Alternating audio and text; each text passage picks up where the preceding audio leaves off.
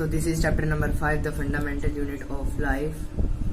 The basic points or the topics of the chapters are: what is cell, plasma membrane, plant cell, animal cell, prokaryotic and eukaryotic cell.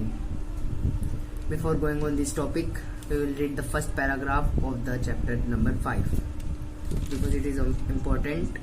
इसमें cell के बारे में बताया गया है, who discovered the cell and when. Let's read.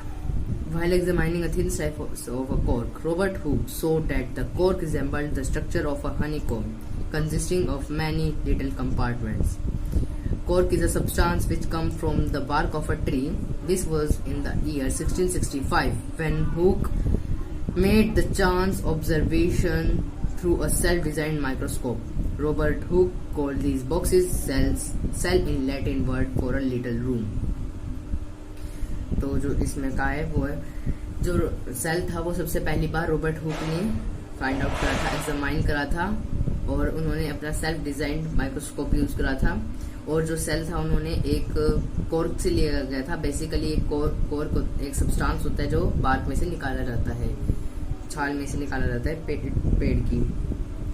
तो जब उन्होंने उसको ऑब्जर्व करा तो उन्होंने देखा कि वो एक छोटे छोटे कंपार्टमेंट्स ऑफ हनीकॉम्ब के लाइक दिख रहे हैं, उसमें छोटे छोटे रूम्स हैं उस सेल के अंदर।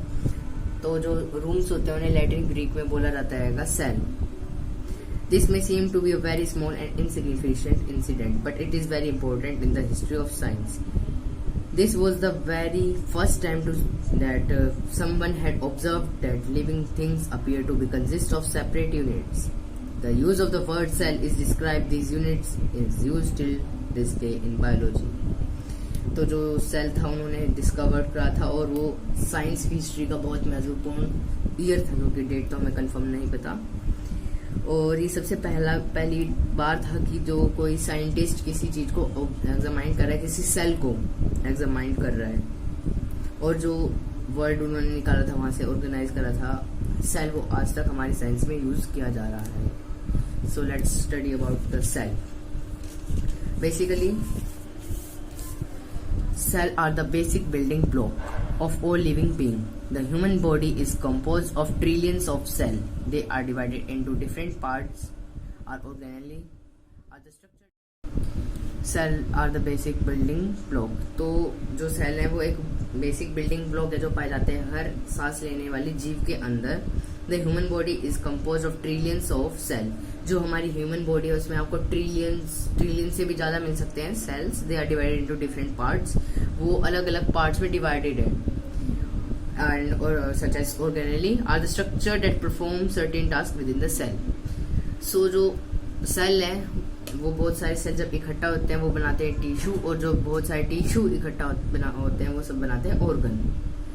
और जो ऑर्गन होते हैं वो एक बेसिक स्ट्रक्चर है जिनके बिना अगर हमारे पास हार्ट नहीं है तो हमारे बॉडी में ब्लड पंप कौन करेगा, और अगर हमारी बॉडी में पंप नहीं होता ब्लड तो हमारी डेथ हो सकती है at the time. So cell is the basic structural unit of the life. ये हमारा क्वेश्चन भी आता है. और जो सेल होते हैं उसमें जो ऑर्गेनेली होती है वो वर्क करते हैं सारा सेल का. Thank you.